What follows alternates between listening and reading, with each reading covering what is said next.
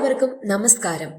Share market വിപണിയിലെ അവസരങ്ങളെക്കുറിച്ചും യുദ്ധം തുറന്നിട്ട നിക്ഷേപ സാധ്യതകളെക്കുറിച്ചുമാണ് ഇന്നത്തെ നമ്മുടെ വീഡിയോ. എല്ലാവരെയും നമ്മുടെ യൂട്യൂബ് ചാനലിലേക്കും നമ്മുടെ വീഡിയോയിലേക്കും സ്വാഗതം ചെയ്യുന്നു. ഇന്ത്യ പാകിസ്ഥാനെതിരെ നടത്തിയ ആക്രമണവും അതിന്റെ ആസൂത്രണവും ലോക ആയുധ വിപണിയുടെ ശ്രദ്ധ നേടിയെടുത്തിരിക്കുന്നു. അതോടൊപ്പം ഇന്ത്യൻ വിപണിയിൽ ലിസ്റ്റ് ചെയ്ത ഡിഫൻസ് ഓഹരികളിൽ വിദേശ നിക്ഷേപകരുടെ സവിശേഷ ശ്രദ്ധ പതിയുകയുമുണ്ടായി. ഡിഫൻസ് മേഖലയിലെ കമ്പനികൾക്കു ഗംഭീര നേട്ടം കൊയ്യാനുതകുന്ന 3 ഘടകങ്ങളുണ്ട് ഇപ്പോൾ. ഒന്ന്, നമ്മുടെ ആയുധങ്ങളുടെ മികവാണ്. ഈ മേഖലയിലെ വിദഗ്ധരായ ഇസ്രയേലുമായിട്ടുള്ള കൂട്ടുകെട്ട് മൂലം ആയുധങ്ങളുടെ ടെക്നോളജിയിൽ ഇന്ത്യക്ക് വലിയ മുൻതൂക്കമുണ്ട്. അത് വലിയ കയറ്റുമതി സാധ്യതയാണ് തുറക്കുന്നത്. 2, പൂട്ടിക്കെട്ടാനിരുന്ന ഡിഫൻസ് റിസർച്ച് ആൻഡ് ഡെവലപ്മെന്റ് ഓർഗനൈസേഷന് രണ്ടാമതൊരു അവസരം നൽകിയപ്പോൾ അവർ തദ്ദേശീയമായി വികസിപ്പിച്ച പുതുനിര ആയുധങ്ങളുടെ വാണിജ്യ സാധ്യതയാണ്. മൂന്നാമത്തേത്, സപ്ലിമെന്ററി ബജറ്റിലൂടെ ഡിഫൻസിലേക്ക് വരുമെന്ന് പ്രതീക്ഷിക്കുന്ന 50,000 കോടി രൂപ. 5 ട്രില്യൺ രൂപയ്ക്കടുത്ത് വകയിരുത്തിയ ഫെബ്രുവരി ബജറ്റിനെ നിഷ്പ്രഭമാക്കി 2026 അവസാനിക്കുമ്പോൾ തന്നെ ഏകദേശം 7 ട്രില്യൺ രൂപയുടെ പദ്ധതി വിഹിതത്തിലേക്ക് രാജ്യം എത്തിയേക്കും. ഇന്ത്യ പാകിസ്ഥാനെതിരെ ആക്രമണം നടത്തിയ ആഴ്ചയിൽ ഓഹരി വിപണിയിൽ നിഫ്റ്റി ഇന്ത്യ ഡിഫൻസ് ഇൻഡെക്സ് 17% കുതിച്ചുയർന്നു.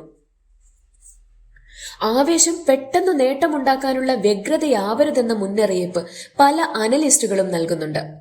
മുൻനിരയിലെ അതിശക്തമായ ഓഹരികളിൽ ദീർഘകാലാടിസ്ഥാനത്തിൽ ഗുണമുണ്ടാവുമെന്നും മറ്റുള്ളവയിൽ നന്നായി പഠിച്ചു മാത്രമേ നിക്ഷേപിക്കാവൂ എന്നും ഇക്കൂട്ടർ പറയുന്നു.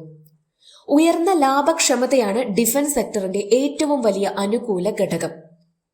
മുൻനിരയിലെ കരുത്തന്മാരിൽ Hindustan Aeronautics, HAL, Cochin Shipyard, Bharat Electronics, Mazagon Dock Ship Builders, Bharat Earth Movers, Bharat Forge, Bharat Dynamics, Paras എന്നിവ ഉൾപ്പെടുന്നുണ്ട്. ഇതിൽ പരമപ്രധാനം ഇന്ത്യയുടെ അഭിമാനമായ HAL തന്നെ. ഒരു ഡസൻ റിസർച്ച് ഡെവലപ്മെന്റ് സെന്ററുകളും ധാരാളം മാനുഫാക്ചറിംഗ് ഡിവിഷനുകളുമുള്ള കമ്പനി ഹെലികോപ്റ്റർ മുതൽ ഫൈറ്റർ ജെറ്റ് വരെ നിർമ്മിക്കുന്നുണ്ട്. കേന്ദ്ര സർക്കാരിന്റെ നേരിട്ടുള്ള മേൽനോട്ടത്തിന് പുറമെ രാജ്യത്തിന്റെ ഡിഫൻസ് സെക്ടറിനു പോസ്റ്റർ ബോയ് എന്ന പദവി കൂടി കമ്പനിക്കുണ്ട്.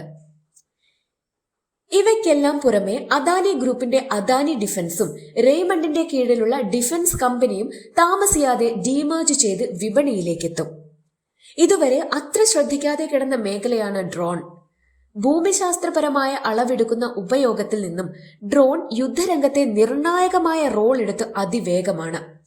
തദ്ദേശീയമായ നിർമ്മാണം പ്രോത്സാഹിപ്പിക്കാൻ സാധാരണ ഡ്രോണുകളുടെ ഇറക്കുമതി 2022 മുതൽ സർക്കാർ നിരോധിച്ചിരുന്നു. ഇത് ഡിഫൻസ് റിസർച്ച് മേഖലകൾക്കു ബാധകമല്ല. ഡ്രോൺ ഫെഡറേഷൻ ഓഫ് ഇന്ത്യയുടെ കണക്കനുസരിച്ച് 2021 നടന്നത് വെറും 60 കോടി രൂപയുടെ ബിസിനസ്സാണ്. ഇന്നത് 1000 കോടി രൂപയിലേക്കെത്തി.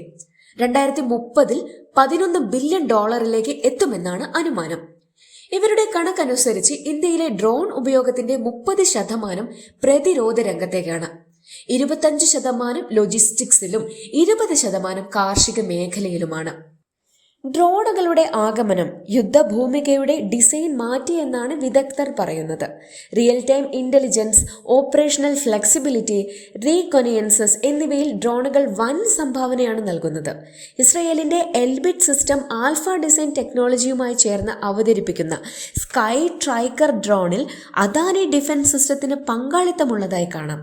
പരസ് ഡിഫൻസിന്റെ പിന്തുണയുള്ള ഇസ്രയേലിന്റെ ഹൈഡ്രജൻ ഇന്ധനവുമായുള്ള mission specific heavy drone, Tata advance സിസ്റ്റത്തിന്റെ 250 കിലോമീറ്റർ സഞ്ചരിക്കാവുന്ന സൂയിസൈഡ് ഡ്രോൺ എന്നിവയ്ക്കും വമ്പൻ വളർച്ചാ സാധ്യതയുണ്ട്.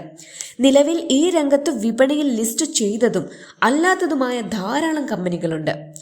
പരസൻ Technologies, HAL, Idea for Technology, Dronacharya, BEAL, DCM Shriram എന്നിങ്ങനെ ലിസ്റ്റഡ് പട്ടികയിലുള്ളവയെല്ലാം നിക്ഷേപകർക്ക് അനന്ത സാധ്യതകളാണ് തുറക്കുന്നത്.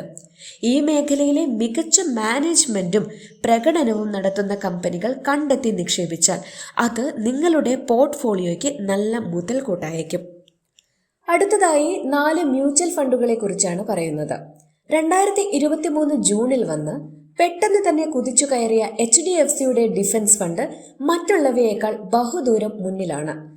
ആദ്യത്തെ ആവേശം കഴിഞ്ഞ് കുറച്ച് താഴേക്ക് വന്നെങ്കിലും ഇപ്പോൾ പഴയ ഉയരങ്ങൾ ഈ സ്കീം തിരികെ പിടിച്ചു കഴിഞ്ഞു. തുടക്കം മുതലേ സൂപ്പർ ഹിറ്റ് ആയതിനാൽ ഇതിന് വൻ സ്വീകാര്യതയാണ് വിപണിയിൽ ലഭിച്ചത്. നിക്ഷേപം കുമിഞ്ഞു കൂടിയതിനാൽ നിലവിൽ ക്ലോസ്ഡ് ആണ്. SIPO ലംസോ ആയി നിക്ഷേപം അനുവദിക്കുന്നില്ല. ഈ സാഹചര്യത്തിലാണ് മോത്തിലാൽ ഒസ്വാൾ ഡിഫൻസ് ഇൻഡെക്സ് ഫണ്ടുമായി വന്നത്. പക്ഷേ മാർക്കറ്റ് ഏറ്റവും ഉയരത്തിൽ നിന്ന സമയത്ത് എത്തിയതിനാൽ കിതച്ചുപോയി. ഇപ്പോൾ ഡിഫൻസ് ഓഹരികൾ മുന്നേറിയതോടെ സ്കീമിന് ജീവൻ വെച്ചു തുടങ്ങി. ഗ്രോ, ആദിത്യ ബിർള എന്നിവയും സമീപകാലത്ത് ഡിഫൻസ് ഇൻഡെക്സ് ഫണ്ടുകൾ അവതരിപ്പിച്ചിട്ടുണ്ട്. ഇപ്പോഴത്തെ ആവേശം ഉൾക്കൊണ്ട് കൂടുതൽ കമ്പനികൾ ഡിഫൻസ് സ്കീമുകൾ അവതരിപ്പിക്കാനും സാധ്യതയുണ്ട്. ഇത്രയുമാണ് ഇന്നത്തെ വീഡിയോ. ഇവിടെ പരാമർശിച്ചിരിക്കുന്ന ഓഹരികൾ നിങ്ങൾക്ക് ഒരു പഠനാവശ്യത്തിനുള്ളവയാണ്. ഇതിൽ നിക്ഷേപിച്ചാൽ പണം കുമിഞ്ഞുകൂടും എന്ന് ഞങ്ങൾ പറയുന്നില്ല. റിസർച്ച് ചെയ്ത് പഠിച്ച് വിശകലനം ചെയ്ത് മാത്രം നിങ്ങൾ നിക്ഷേപങ്ങൾ നിക്ഷേപിക്കുക. Thank you for watching.